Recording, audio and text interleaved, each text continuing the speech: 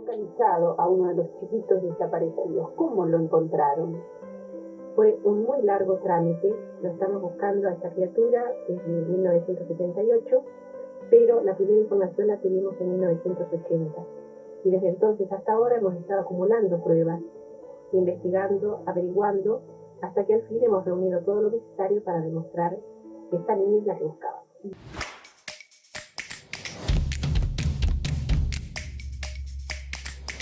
La niña sos vos, Paula.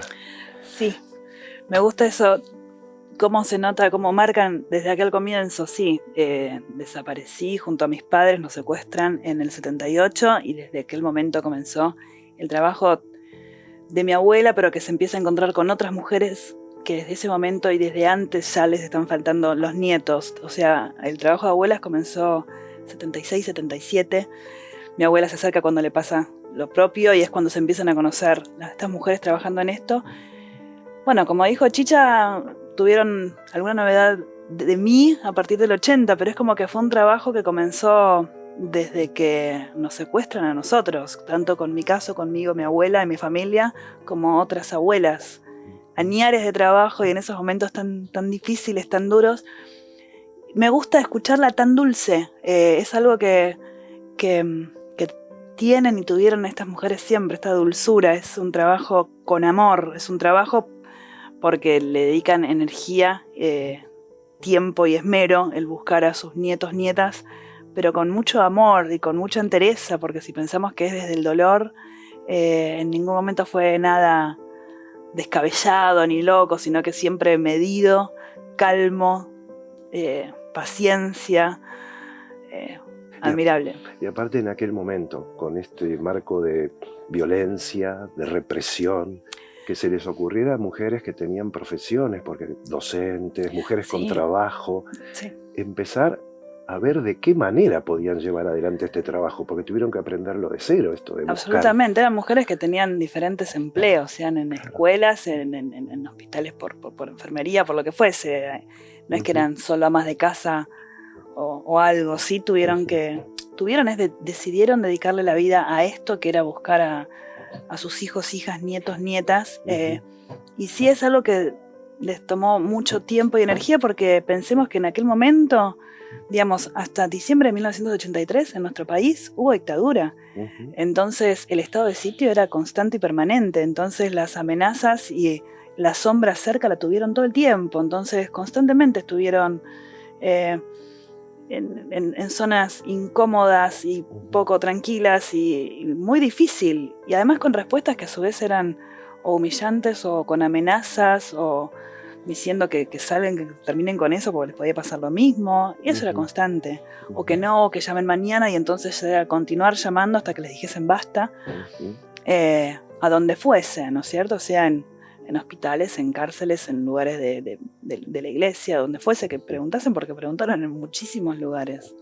Y yendo a vos, Paula, vos sos la primera que tiene que ver con análisis de sangre y por vía judicial, y en aquel momento no existía el banco de datos genéticos, es decir, todo un caso nuevo el tuyo. En ese sentido sí, porque resulta que me venían ubicando y viendo, venían investigando, y entonces el primer día hábil de la democracia presentan la denuncia en el juzgado, y en aquel momento no existía el Banco Nacional de Datos Genéticos. Eso es lo que apareció después, justamente frente a las necesidades que presentaban las abuelas.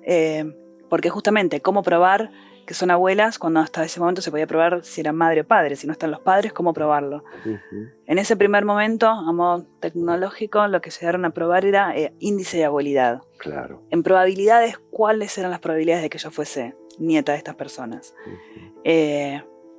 Y después, bueno, se continuó trabajando, y cuando apareció el tema del análisis con ADN, confirmaron que fue, sí, que estuviese bien, y digo que sí, seguía siendo yo.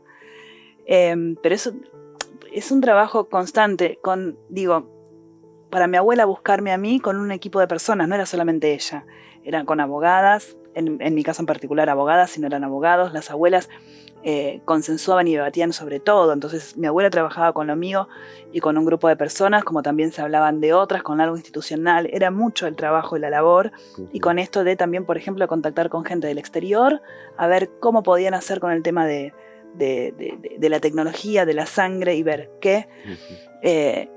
Y entonces, bueno, el primer día hábil de la democracia presentan la denuncia y al año exacto es que entonces me llevan al juzgado y el camarista me presenta la situación, me cuenta cómo es y yo vuelvo a vivir con mi abuela. Algo nuevo en ese momento. Pensemos en desde diciembre del 83 a diciembre del 84 lo que era nuestro país, nuestra sociedad, o sea, la cultura y la democracia recién volviendo. Esto era totalmente nuevo. Yo lo pude saber años después por hablar con familiares de quien era de juez en aquel momento, o mismo del camarista que también tuvo una participación sumamente activa.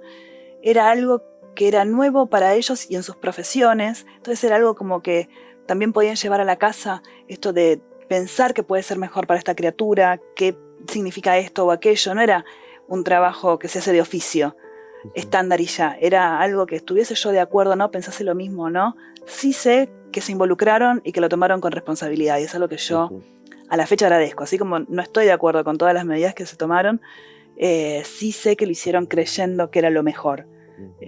Lo pude saber por hablar con ellos años después o con familiares, sabiendo que llevaban la preocupación de lo que estaban haciendo a las casas, ¿no? Y a los 8 años, y por lo que acabas de decir, toda una experiencia, y algunas de las cosas por ahí con las que no estabas de acuerdo es con este careo que te llevaron a hacer con tus apropiadores, ¿no? ¿Qué pasó o qué recordás de esa época, tus 8 años?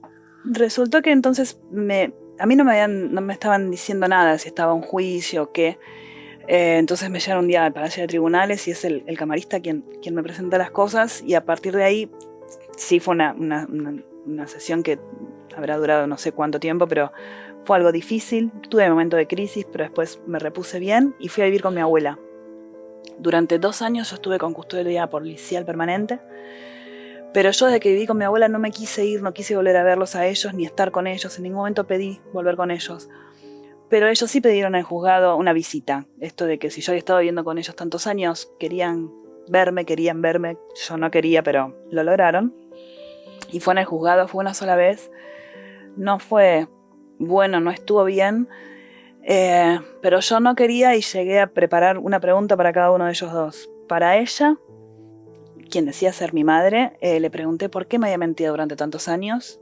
Como que se quebró y se puso a llorar, algo así. Y a él fue subcomisario de la Brigada de San Justo, que es a las que nos llevan a mis padres y a mí cuando nos traen del Uruguay. Nos secuestran a los 3 en el Uruguay, Plan Cóndor, nos traen a la Brigada de San Justo. Y él era el subcomisario, con lo cual podía ser quien estuviese a cargo del departamento cuando llegamos, así que sabía perfectamente bien de mí y de mis padres. A él le pregunté qué había hecho con mis padres. Y bueno, lo miró al juez, bueno, no, pero somos nosotros, sí, no sé, y bueno. Y fue breve más lo que duró. Yo no, en ningún momento quise volver a verlos, no quise. Desde un principio te adaptaste a lo que era tu familia de sangre, Sí, tu abuela, reconociste lugares, olores, situaciones o no. Fue un reconocernos, un reencontrarnos. Yo volví a la casa que conocía de beba, entonces yo no tengo una memoria consciente de eso, pero sí me manejaba muy cómoda en la casa. No tengo memoria consciente, pero sí me llevaban siendo beba, siendo niña. Y el reencuentro con mis familiares es un volver a continuar con el lazo familiar. Es una construcción constante, no es que por ser abuela biológica está todo dado, no. Fue crear ese vínculo que es al día de hoy, que lo creamos y lo alimentamos, ¿no es cierto? Yo creo que es así. ¿Qué le dirías a quienes tienen alguna duda, a quienes de alguna manera pueden estar pensando que pueden estar viviendo con sus apropiadores o tener familia? Porque este tema de la verdad, ¿no? Si es mejor o no conocer la verdad de tu historia. Lo que vivimos lo podemos saber, ser conscientes o no, pero ya lo vivimos y ya está. Con otros chicos, hombres, mujeres que vivieron cosas parecidas a las que vi yo, esto de sustitución de identidad, apropiación, con la palabra que queramos poner, ninguno se arrepiente de saber la verdad. Lo que yo viví, porque me digan que soy una persona u otra, yo sé que lo viví.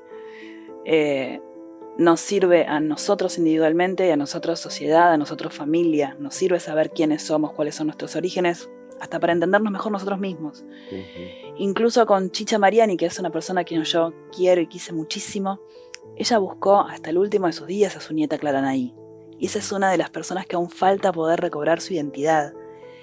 Y sería hermoso por ella que pueda saber quién fue su abuela, todo lo que hizo. O sea, yo que estuve tantos años cerca de ella, la buscó con mucho amor, con mucho cariño. Y así como está Clara Naí, nieta de Chicha, hay otras personas, hombres y mujeres, nietos y nietas de abuelas que conocemos, que sería hermoso que puedan saber y conocer esa parte, al menos. Todos vivimos cosas difíciles. Poder hacernos cargo es decisión individual de cada uno. Y esto sería algo que, desde tu punto de vista, no debería terminar. Es decir, la búsqueda no debería cejar hasta que no se encuentre la mayor cantidad posible. Absolutamente, absolutamente. Ya no importa, lamentablemente, por el tema de la edad de las abuelas y todo lo demás, si son las abuelas, pero la verdad tiene que ir más allá de abuelas. Yo creo que es una cuestión de salud personal de cada uno de nosotros, saber quién es cada uno, incluso de nuestros padres. Yo hoy puedo saber quién soy yo y aún no sé dónde están o qué pasó con los cuerpos de mis padres. Asumo incluso cuerpos porque sigue funcionando la figura del desaparecido y esos son miles y nos pasa a muchos.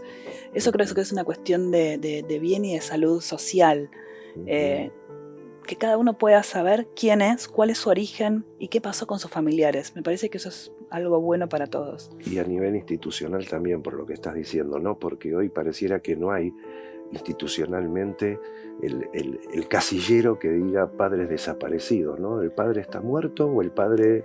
Lo podés decir, pero no figura institucionalmente en un formulario, por ejemplo. Es que ¿no? justamente es la figura que se quiso crear de esa manera. Entonces, si no está muerto ni vivo, y siguen estando, y es esa figura que seguimos preguntando y pidiendo, y que en todo caso veamos qué pasan si nos dicen de nuestros familiares desaparecidos qué hicieron, veamos cuál es la respuesta social que se encuentra. Tal vez ahí podamos acomodar mejor las fichitas que faltan.